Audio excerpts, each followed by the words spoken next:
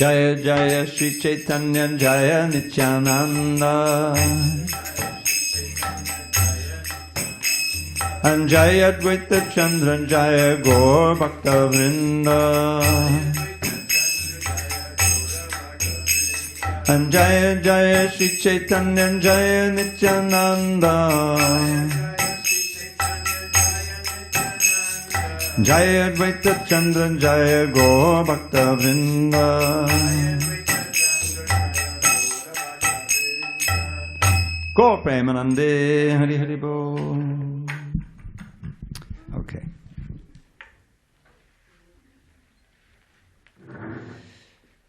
So on this second day of March 2026 in San Diego, we're reading from, on this glorious Gaura Purnima day, appearance of Lord Caitanya, we're going to be reading from the Śrī Kṛṣṇa Charitamrita, Madhya Lila, chapter 6, text 254. Now we have it written on the board. I hope it's accurate. I haven't had a chance to check it, but he does a pretty good job. And then we're going to read the next verse too. They go together. And Prabhupada had some nice purports here. Okay. Vairagya, Vidya, Nija Bhakti Yoga, Shikshartam, Eka, Purusha Purana, Śrī Kṛṣṇa Chaitanya, Shariradhari, Kripambudir, Yas Tamaham, Prapadye, Vairagya Vindya Nija Bhakti Yoga, Shikshartamekak Purushak Purana, Śrī Kṛṣṇa Chaitanya Shariradhari, Kripambudir Yastamaham Papadye, Vairagya Vindya Nija Bhakti Yoga, Shikshartamekak Purushak Purana, Śrī Kṛṣṇa Chaitanya Shariradhari, Kripambudir Yastamaham Papadye, Vairagya Vindya Nija Bhakti Yoga, Shikshartamekak Purushak Purana, Śrī Kṛṣṇa Chaitanya Shariradhari, Kripambudir Yastamaham Papadye. Kavi. Vairagya Vindya Nija Bhakti Yoga, Shikshartamekak Purushak Purana, Śrī Kṛṣṇa Chaitanya Shariradhari, Kripambudir Yastamaham Papadye. Vijamani. Vairagya Vindya Nija Bhakti Yoga, Shikshartamekak Purushak Purana, Śrī Kṛṣṇa Chaitanya Shariradhari, Kripambudir Yastamaham Papadye. Vairagya Vindya Nija Bhakti Yoga, Shikshartamekak Purushak Purana, Śrī Kṛṣṇa Chaitanya Shariradhari, Kripambudir Yastamaham Papadye. Any more on the men's side? Vairagya Vindya Nija Bhakti Yoga, Shikshartamekak Purushak Purana, Śrī Kṛṣṇa Chaitanya Shariradhari, Kripam buddhiyastamaham papadye. Vairagya vidya nija bhakti yoga. Shikshatamekak purushak puranaha. Śrī Kṛṣṇa Chaitanya Sharira Dhari. Kripam buddhiyas tamaham papadye. Ladies. Vairagya vidya nija bhakti yoga. Shikshatamekak purushak puranaha. Śrī Kṛṣṇa Chaitanya Sharira Dhari. Kripam buddhiyas tamaham papadye. No, Wadley? No? Okay. Anyone online looked it up or know it by heart? Guess not. Okay. Vairagya, detachment from everything that does not help develop Krishna consciousness. Vidya, knowledge. Nija, own. Bhakti yoga, devotional service. Shiksha artam, just to instruct. Ekaha, the single person. Purushaha, the Supreme Person. Puranaha, very old or eternal. Śrī Kṛṣṇa Chaitanya, of Lord Śrī Kṛṣṇa Chaitanya Mahāprabhu. Sharira Dhari, accepting the body. Kripa Ambuddhi, the ocean of transcendental mercy. Yaha, who? Tam, unto him. Aham, I. Papadye, surrender. So this verse is composed by Sārvabhauma Bhaṭṭācārya, glorifying Lord Chaitanya. There's also another verse which I'm going to read, is following this. Let me take shelter of the Supreme Personality of Godhead, Śrī Kṛṣṇa, who has descended in the form of Lord Caitanya Mahāprabhu to teach us real knowledge, his devotional service, and detachment for whatever does not foster Krishna consciousness. He has descended because he is an ocean of transcendental mercy. Let me surrender unto his lotus feet. And then Prabhupada has a little note here. This verse and the following verse are included in Chaitanya Chandrodaya Nataka, 674-75 by Śrī Kṛṣṇa, which is a wonderful play written by Kṛṣṇa, great poet.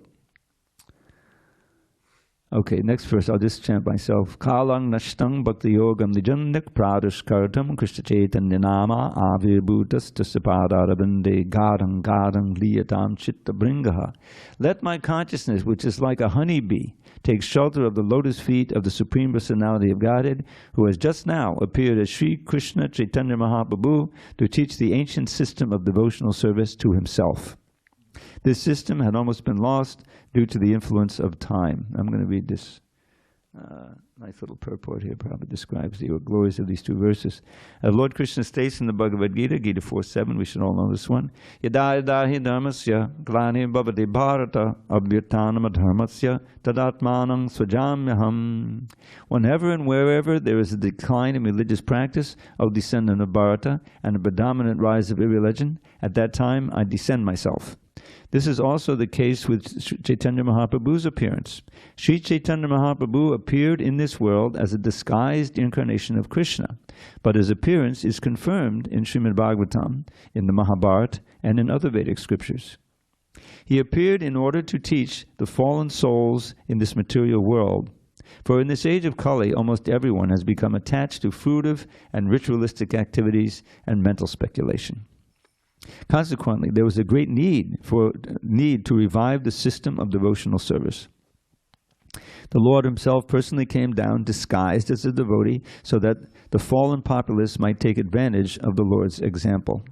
At the conclusion of the Bhagavad Gita, Lord Krishna advised complete surrender unto him, promising all protection to his devotee.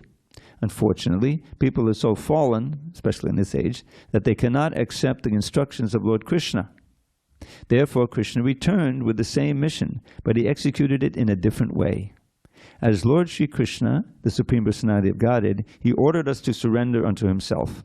But as Lord Sri Chaitanya Mahāprabhu, he taught us how to surrender to Krishna. Therefore, he is praised by the Goswamis. Namo Mahabodhanyaya Krishna Prema Pradayate. Lord Śrī Kṛṣṇa is certainly the personality of Godhead, but he is not as munificent as Śrī Kṛṣṇa Chaitanya Mahāprabhu. Lord Krishna simply gave orders to one to become his devotee, Manmana Bhavamad Bhakta. But Śrī Chaitanya Mahāprabhu actually taught the process of Krishna consciousness. If one wants to become a devotee of Krishna, he must first take shelter of the lotus feet of Śrī Chaitanya Mahāprabhu, following in the footsteps of Sārvabhauma Bhaṭṭācārya and other exalted devotees. Om Jnana-Tamarandasya Jnanandana Shalakaya Chakshurunmilitam Mena Tasmai Shri Gurave Namaha. I was born in the darkest of ignorance, but my spiritual master Srila Prabhupada opened my eyes with the torchlight of knowledge. I offer my humble obeisance unto him and to all members of Sri Parampara, the disciplic succession. So I chose these two verses because they very nicely describe who Lord Caitanya is and why Krishna descended in that form of Chaitanya Mahaprabhu. So let's go through these two verses. By the way, I would advise, if you're into memorizing verses, to memorize at least the first one of these, which is often quoted. First of all, there's a nice history of these verses. Sārvabhauma Bhaṭṭācārya wrote these, of course, after he had been converted. He had been a staunch impersonalist, and he wanted to teach Lord Chaitanya the Vedanta Sutra, because he felt, as in those days, the sannyas meant you're Mayavadi. Only the Mayavadis had sannyas, right? So he was a sannyasi. So Sārvabhauma Bhaṭṭācārya couldn't figure out why he was doing all this chanting and dancing. And so something like Prakashananda Saraswati, he said, well, let me teach you about Vedanta Sutra. So for 7 days, there's a wonderful painting. Lord Chaitanya is sitting there, kind of austerely, and Sārvabhauma is, teaching him. He didn't say a word. So finally, after 7 days, I think it was after 7 days, he said, well, you're not asking any questions. Do you understand what's going on? So Lord Caitanya said, I understand the Vedanta Sutta perfectly well, but your explanation is like a big cloud in front of the sun. It's just obscuring it. So Sārvabhauma said, well, you tell me your idea what it is. So he started teaching him, and Sārvabhauma was converted. He became amazed. This is actually the real meaning of Vedanta, is bhakti, as in Bhakti Vedanta. And so he was converted, and then, was it there or later, I think, that revealed himself to him in the six-armed form? I think it was the six-armed form. Anyway, so he wrote this verse later and sent it to Lord Caitanya, who was staying in the Gambhira in Jagannath Puri. This verse in the second verse. But Lord Chaitanya's servant, Govinda, knew that Lord Caitanya would tear the leaf into pieces when he saw it, because it referred to him as the Supreme Person, as Krishna himself. And he would avoid that. If people called him Vishnu, he said, I can't be Vishnu, the human being can't be Vishnu. He put his ears, So of course there was the Mahaprakash where he revealed himself. That's different. So Govinda, he wrote these verses on the outside of the Gambhira. I visited Jagannath Puri one time. I was able to go there. The only thing I remember is sitting outside that Gambhira and chanting some shlokas about Lord Caitanya. So I visited there. It's a pretty small, structure, like little bhajan kutir, where Lord Caitanya would stay when he lived there. So he wrote both these verses on the outside of the little structure there. And sure enough, Lord Caitanya, when he read it, he ripped it apart, because he didn't want to be addressed as God. But the verses were there, and all the devotees memorized them, and because they're so important, So let's go through here. So Vairagya Vidya Nija Bhakti Yoga. So Shikshartam, that's all one word. In Sanskrit, you can have these compound words. You have to basically start from the end, and you figure out the meaning. So Shikshartam, for the purpose, artam, of instructing his own bhakti yoga. Now, that means, devotion to himself in the form of Krishna. So he came to teach that, devotion which is characterized by Vairagya and Vidya. This famous Jnana Vairagya or Vairagya Vidya. This characterizes the process of devotional service as taught by Lord Caitanya. And we find that when one takes up the process of chanting the holy name and practicing devotional service, that the vairagya comes naturally. Now, vairagya is defined as detachment, but it means that the renunciation comes naturally because you're getting a higher taste. Anyway, I won't. Let me not explain that. I'll do that when I read the second purport. So we'll go over it later. So that's I read the translation. Let me read the second one. Kala Nashtang. This one's not quite as famous, but they go together. Let my consciousness, which is like a honeybee, take shelter of the lotus feet of the Supreme Personality of Godhead, who has just now appeared as Śrī Kṛṣṇa Chaitanya Mahāprabhu to teach the ancient system of devotional service to himself. This system had almost been lost due to the influence of time. Purport. As Lord Krishna states in Bhagavad Gita, now I read both of this, right? Did I read this? Yeah, so I read this purport. And I did Om Jnana? I did that. Okay, I'm sorry. My brain isn't working right. So let me continue. So going back to the first verse, it's a concise statement of Lord Chaitanya's purpose in coming, what he did here, and it's a prayer also, right? It says, I take shelter of him. I take shelter. So for the purpose of teaching that, because he saw that the residents of this Kali Yuga, as Prabhupada, he quotes that verse, the famous verse in the very first chapter of the Bhagavatam, right near the beginning, Prayan alpayashak sabhyav kalavasmin yugejana manda sumanda matayo manda bhagya yupadvitaha. So we have much more of this in the 12th canon, this whole chapter of describing the degradation of the sage. But here he summarizes it in one verse. For the most part, and that applies to all of these things, they don't live very long. 100 years is not much. And who lives 100 years these days, you know? But in previous ages, Arjuna, in the previous age, it was 1,000, right? In Dwarka, it was the standard. And before that, 10,000, before that, 100,000, you know? So here we are in the Kali Yuga. And Prabhupada says that as Kali Yuga goes on, the average age will reduce even more. And he says that when someone is 30 years old, he'll be regarded as a grand old man, you know. So that's the first thing. Alpa Ayushak means a small length of life. But at least if they used it for the proper purpose, it would be good. But no. Kalavasmani Manda, for the most part, they're very lazy, especially in the matter of spiritual life, you know. In the matter of sense gratification, everybody's got a lot of energy. And Sumanda Matayo, and even if they are interested, they'll be misguided. There's so many misguiders who are ready to cheat us, you know, and take our money and go away, as Prabhupada says, you know. Manda Bhagya, unfortunate to be, you know. And most importantly of all, he upadritaha, always disturbed. The mind is always disturbed by so many things. Like now we have another war started, you know, with Iran. I don't know if you're aware of that. And it's frightening everybody because it could easily get out of hand. Russia could come in, World War II, III, sorry. So it's very disturbing. So with all of those disqualifications, it's hard for people to just follow the Bhagavad Gita and surrender to Krishna, what to speak of practice Ashtanga Yoga. So therefore, Lord Caitanya came as the most munificent. You know, Prabhupada, in the second purport, he goes through this guy. Yeah, Lord Krishna comes. He says, "Yadaya dahi dhamma." So when the dharma becomes distorted, and there's all kinds of a dharmic thing going on, it has predominated. Tadatmanam srajamyaham. Srajami means I manifest myself. I appear at that time. So he comes periodically, as, you know, once in the day of Brahma as Krishna himself, but he comes with all these other forms of devotees, and his basic mission is the same. Especially when you pair it with the second, Padatanaya sadhanam vinashaya chadushkritam dharma sangstapanartaya sambhavami yuge. That establishment of dharma is there in the second verse, but he also says to protect the devotees, which is the prime reason the Shringadev came, you know, like that. So that's Krishna. But in this age, so this is also the case with Lord Chaitanya's appearance. He appeared in this world as disguised incarnation of Krishna, but his appearance is confirmed in the Bhagavatam. As a Krishna Varnam, Trisha Krishnam, Sangopangasta Parshanam, Yagya Sankatana Praya, Yajanti Hisamerisa. So this is in the 11th canto.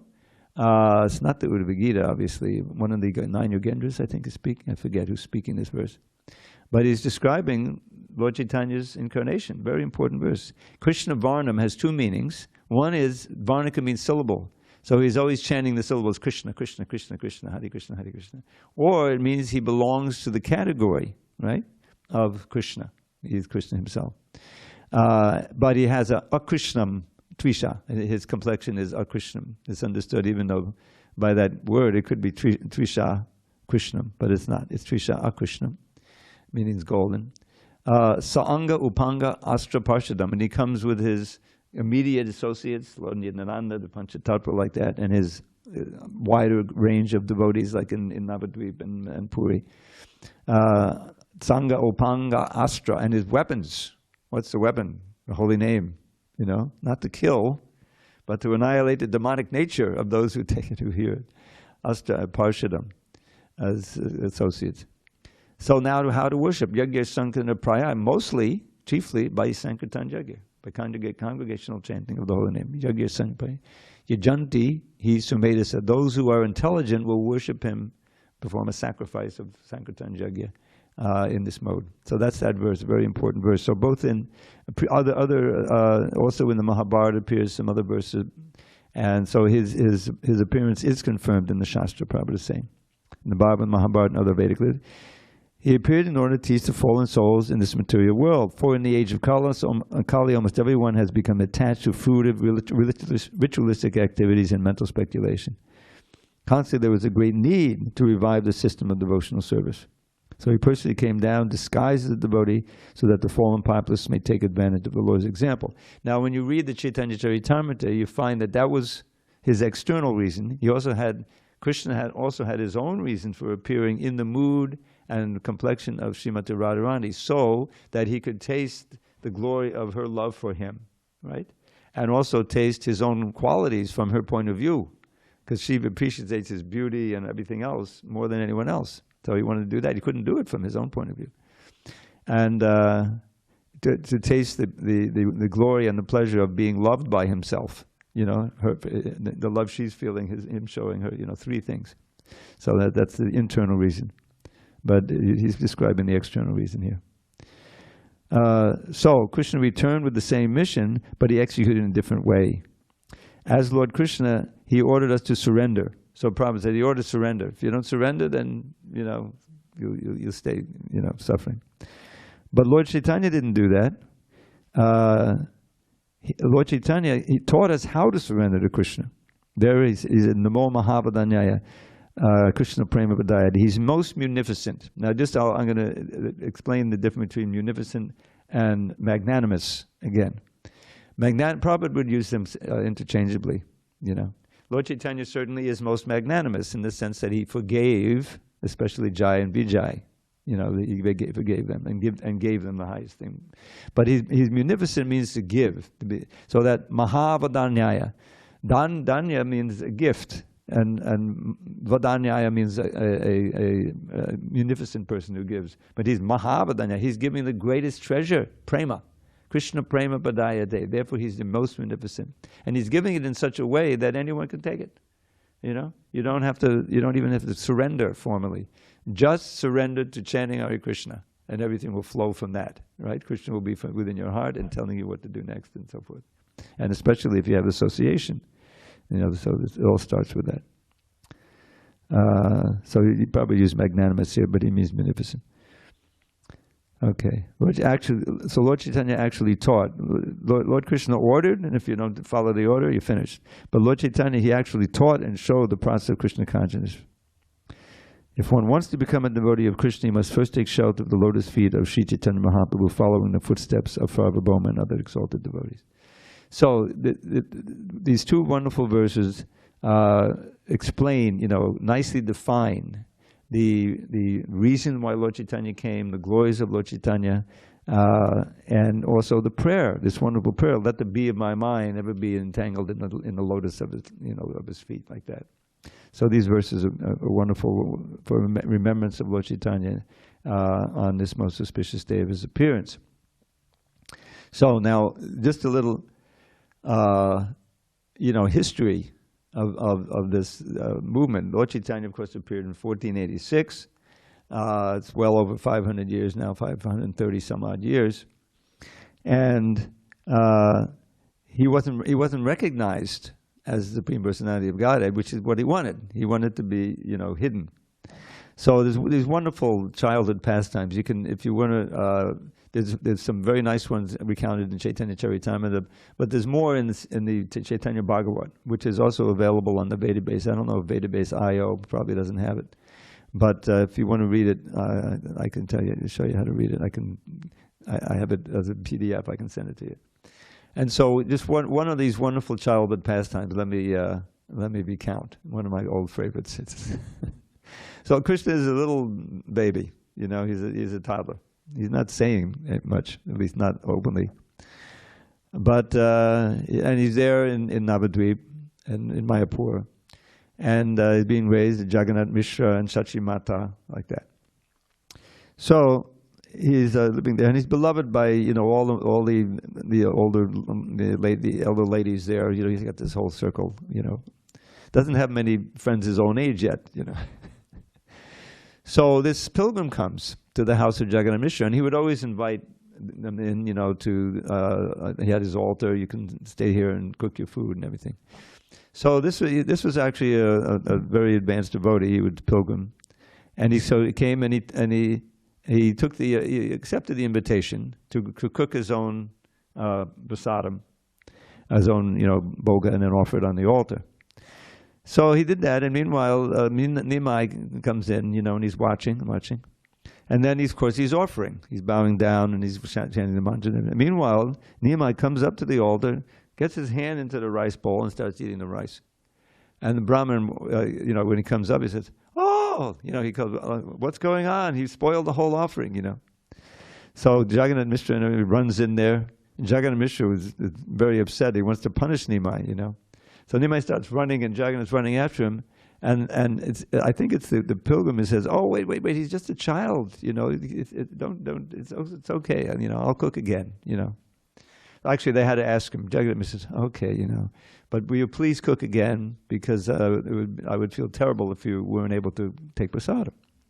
Says, "Okay, no problem." So they took Nimai into another room, and all the ladies were watching him and everything, But so again, he cooks, and his eye makes the offering in the middle of the offering, and somehow Nimai sneaks out. They get inattentive, and he sneaks out, runs up there and starts eating the rice again.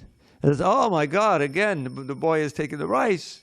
What's going on?" This time, Dr. Jagannath Mishra was really angry, and he started, they had to restrain him even more.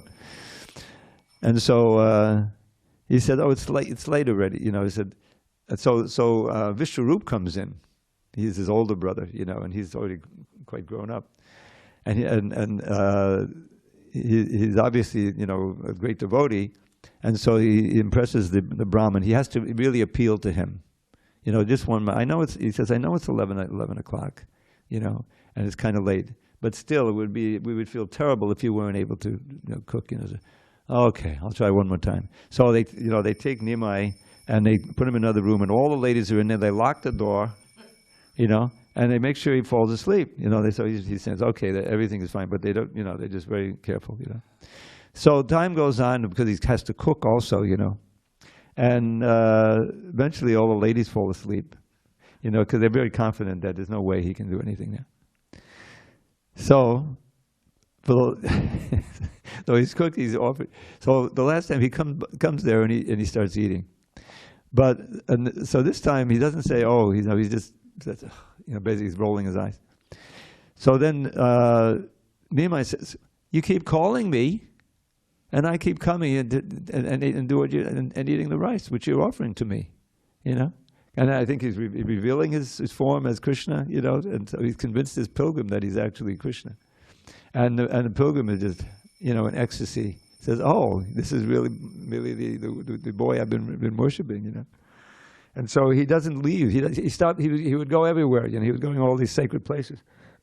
So he stopped. He's already there. So he would just stay, and he would come and just see Nimai, you know, and offer stuff, you know, and because he realized he's really Krishna. So that's a very endearing pastime. You should read it in the Chaitanya Bhagavad. He tells it so well, you know.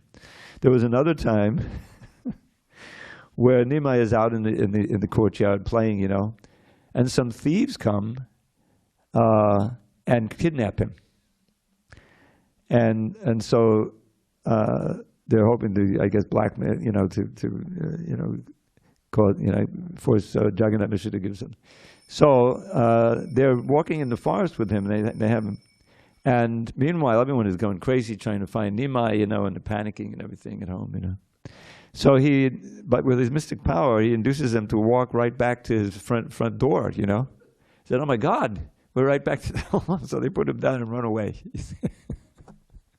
And I think they see him running because they understand what happened. Otherwise, how would the pastime be told? So there's these pastimes like that. And then when he grows up a little, you know, he's very mischievous. And he would sometimes, coming back from school, he was a great student, you know, he was a brilliant student.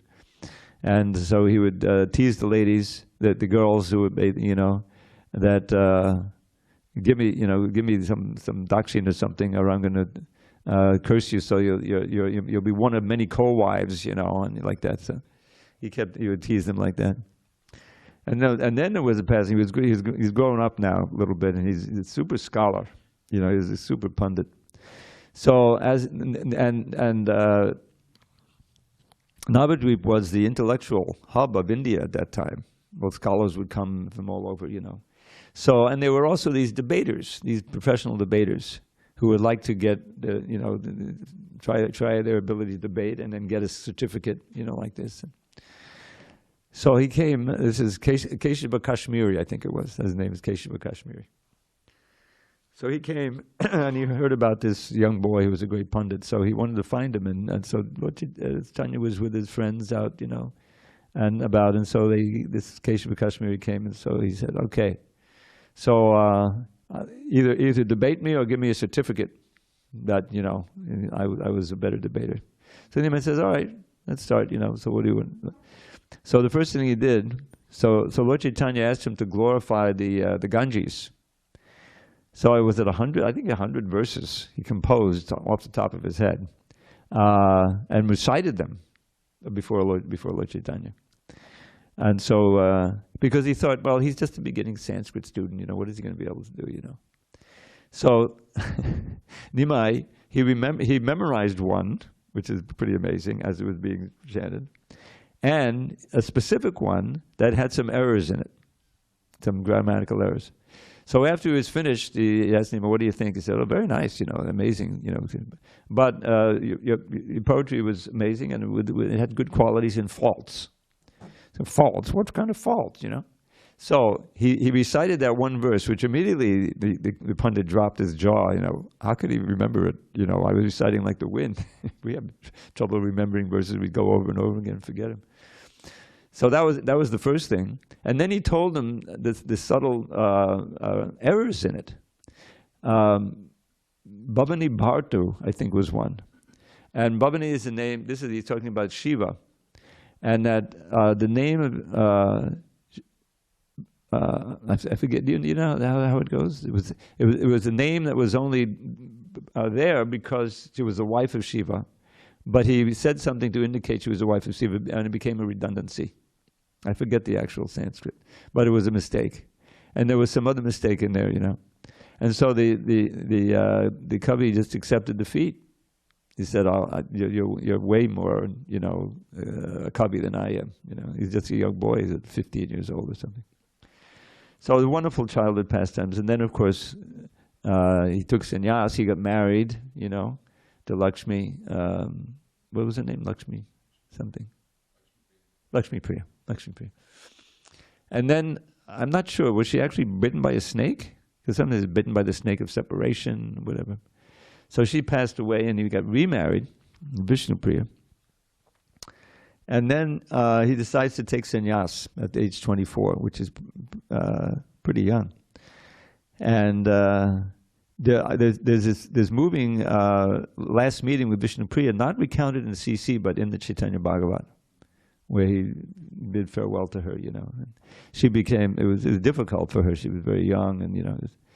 So she became a real ascetic. She would just chant all day, japa. And every time she finished a round, she would put 1 grain of sand, 1 grain of rice aside, and go on. And however many rounds she chanted, you know, 64 rounds maybe.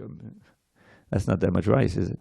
Anyway, that's all she would eat. So she became very thin and frail like that, you know. Anyway, but he took sannyas, and there was this one last meeting. I remember this. This is, you know, because he was taking sannyas. He was going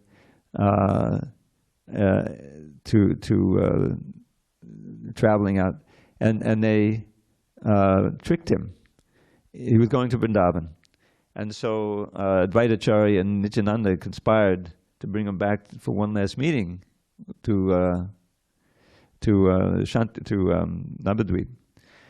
So Nityananda knew where we would go on the bank of the Ganges, and he told Advaita, "You get a rowboat, and you come at this point in the Ganges, and you bring him fresh, you know, copins and everything, and clothes."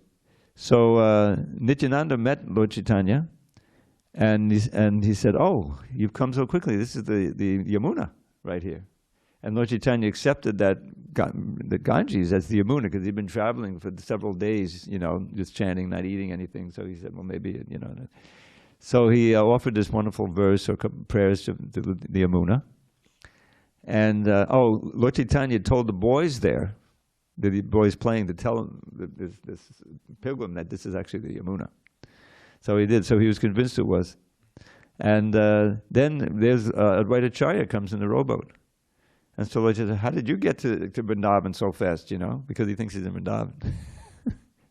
So Advaita said, "Just please get on the boat, you know, and take these copins and come with me, you know." So they took him back to, it wasn't Shantipur. Was it Shantipur?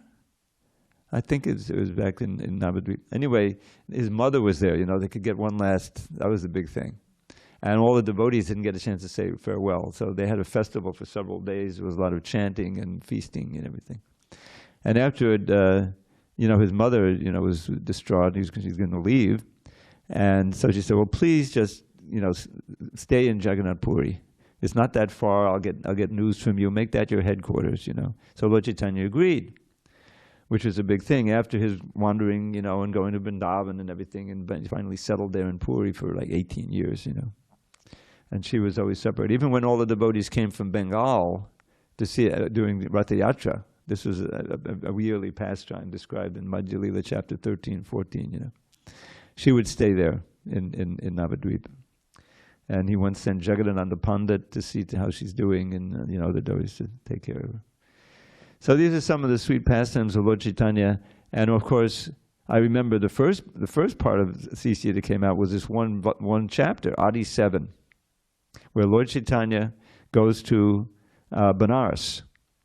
And he goes there and he's chanting and dancing in the street. But it's a big headquarters for the Mayavadis. And Prakashananda Saraswati is there with 1,000 disciples, you know. So he's staying with several devotees, I forget who. But they're hearing all this blasphemy from the Mayavadis that this is the Lord Caitanya, he's a sannyasi. Because in those days, only the Mayavadis were sannyasis. But he's not discussing Vedanta Sutra. He's just dancing and singing in the street. You know, he's a sentimentalist. You know, so he's getting all this criticism. So we can't stand it anymore to hear this. You know, can you please talk to him? And you know, like, so he agreed. So he went to a meeting, and with the Mayavadis, and he walks in, and immediately he washes his feet and sits down there where everyone else washes their feet. So meanwhile, he starts glowing. You know, he's showing, and they're very impressed by that, because the Mayavadis are into the Brahman effulgence, right? So they say, "Oh, you know, please come and sit with us," you know. Om Namo Narayanaya, you know, they're all addressing him as the Supreme.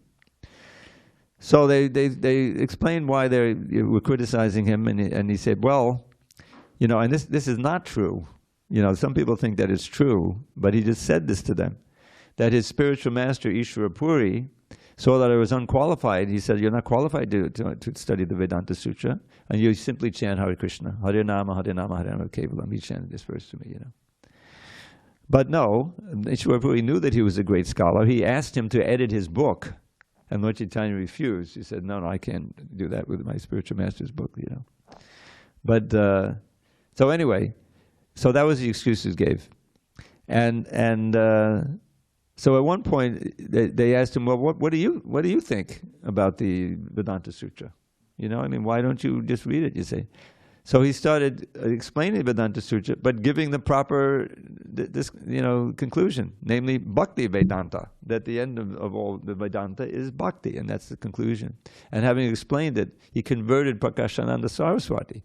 He convinced him, and once he was convinced, all his disciples followed with him. So suddenly all of the Mayavadis are now Bhaktas, you know, and they're also...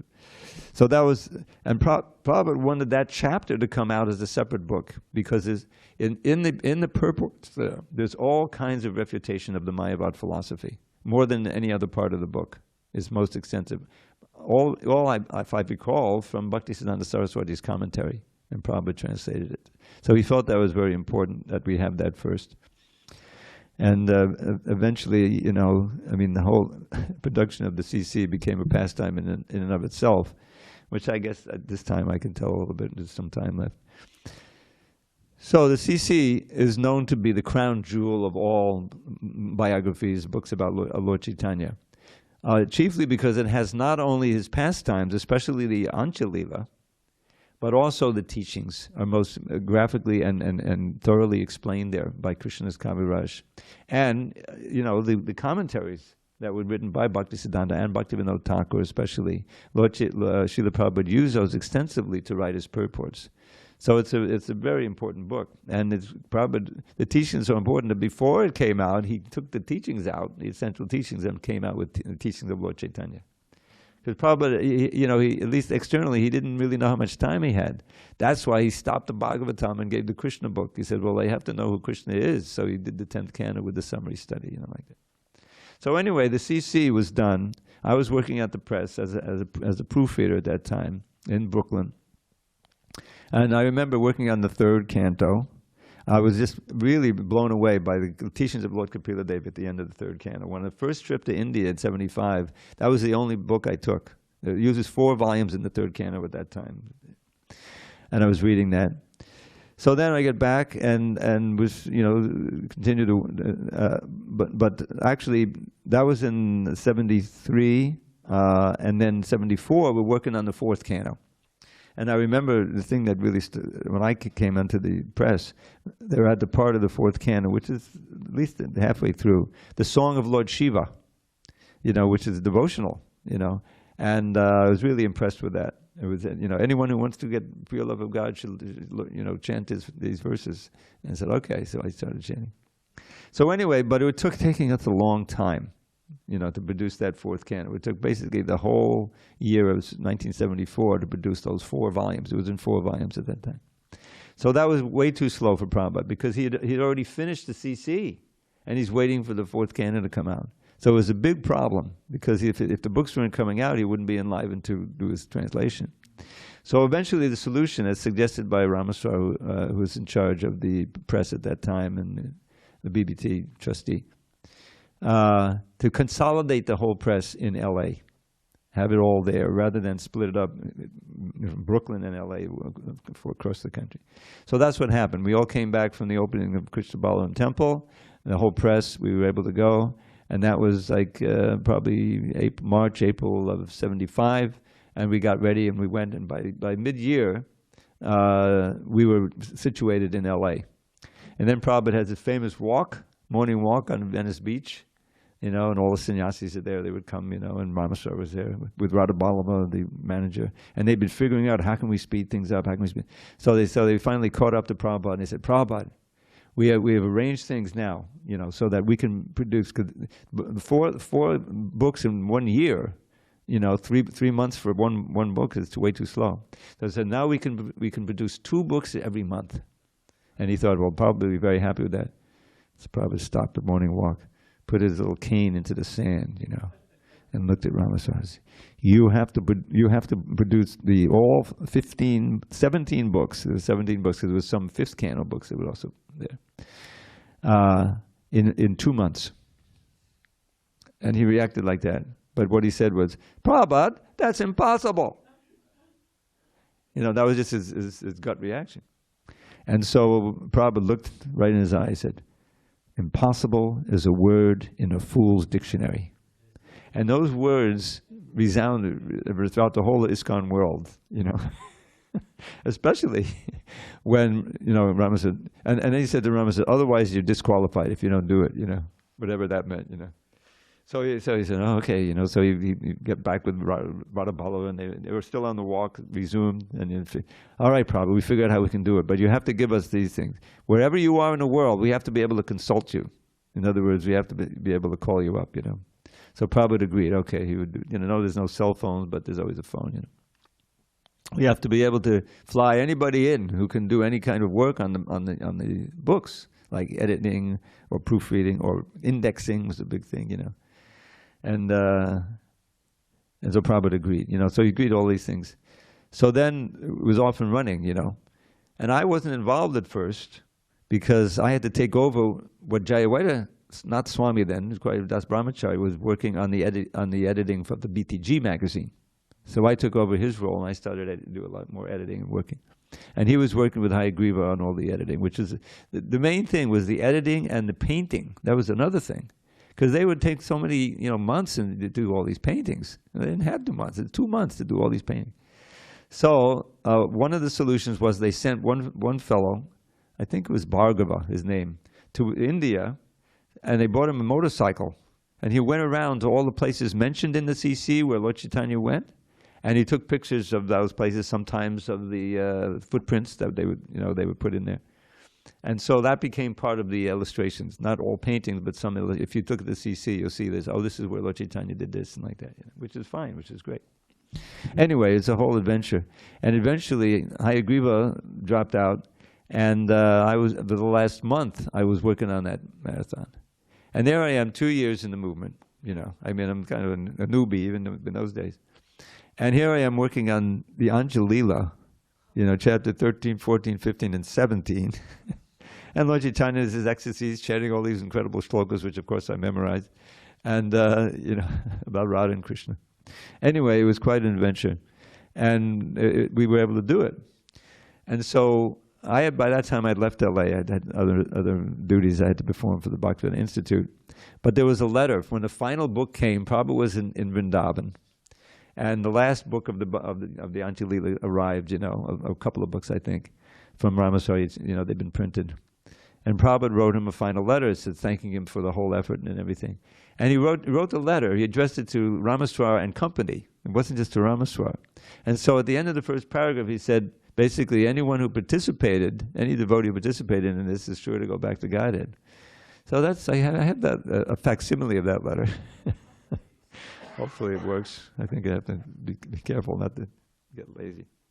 Anyway, that's some of my own personal involvement with the CC. And it's very important that we become familiar with it and read it, even though it's the most advanced book, obviously.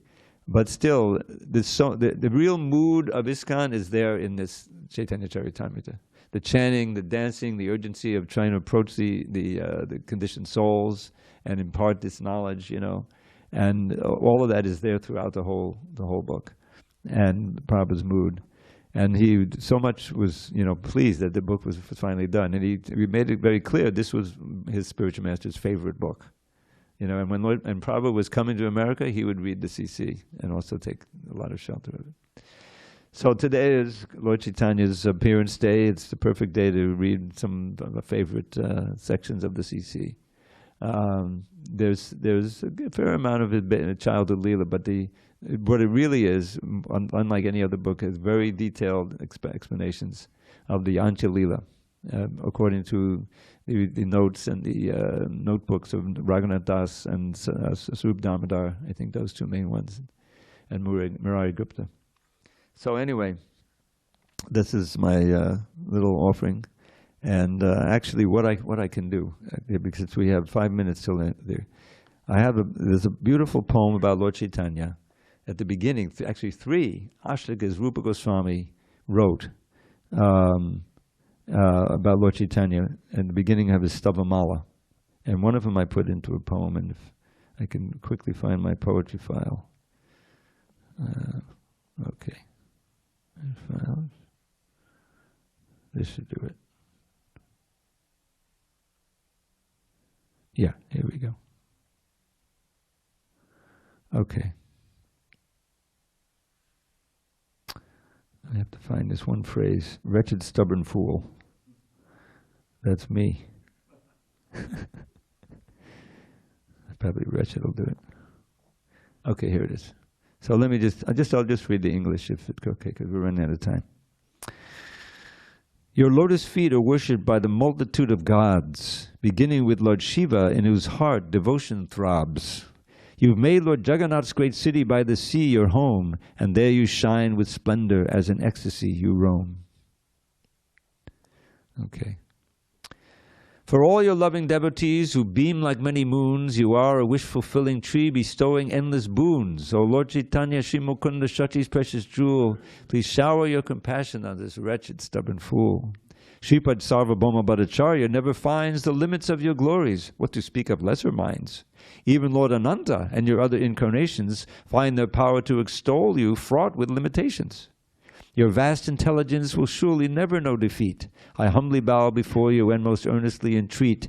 O Lord Caitanya, Śrī Mukunda Shakti's precious jewel, please shower your compassion on this wretched, stubborn fool.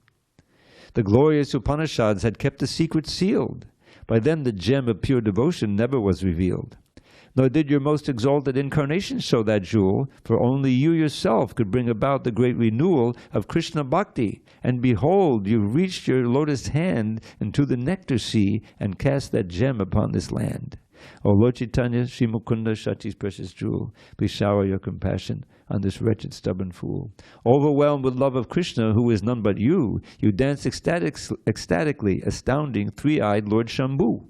To all your humble devotees, you gladly manifest the nectar of devotion. They feel intimately blessed.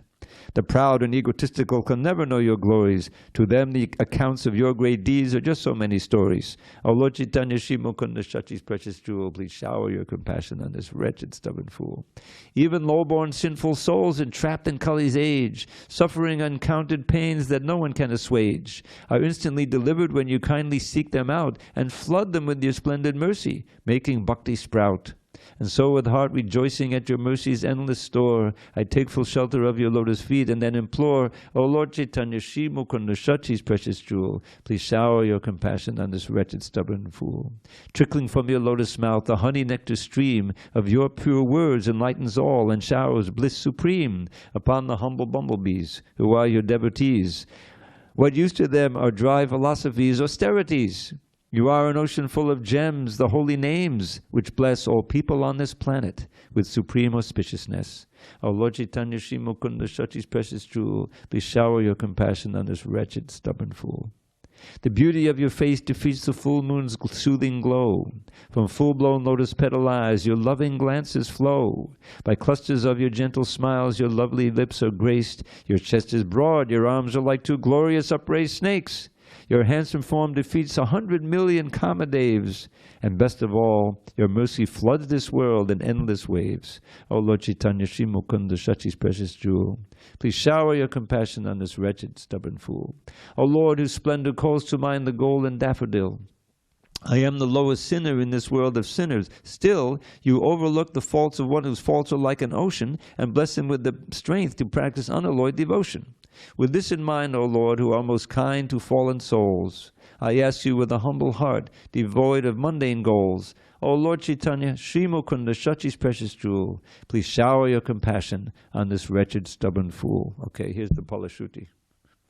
A festival of happiness for all the world, this world of woe. O Lord, who caused the joy in Shakti's heart to overflow. O fulgent moon, whose glow is your unending spotless fame. O Bhagavan, whose mission is to spread your holy name. O Sri Chaitanya Chandra, kindly grant this one request. May those who hear these verses feeling purified and blessed, while deeply contemplating your exquisite lotus feet, attain pure love for you and make their blessed lives complete. Hare Krishna. Actually, it doesn't say hear these verses. It says those who read these verses. So you'll have to get the poetry file and recite it, and then you'll get pure love for Krishna, and your lives will be blessed. Śrī Chaitanya Mahāprabhu ki jai. Okay, let's get ready quickly for the greeting of the deities. I'm sorry I went over time.